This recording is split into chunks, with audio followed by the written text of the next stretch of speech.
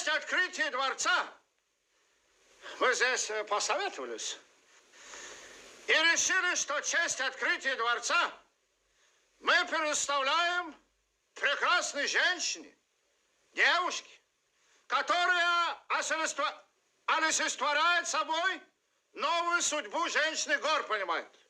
Это студентка, комсомолка, спортсменка. Наконец, она просто красавица.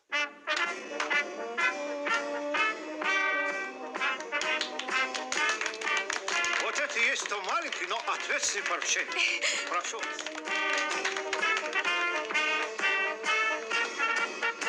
Пожалуйста.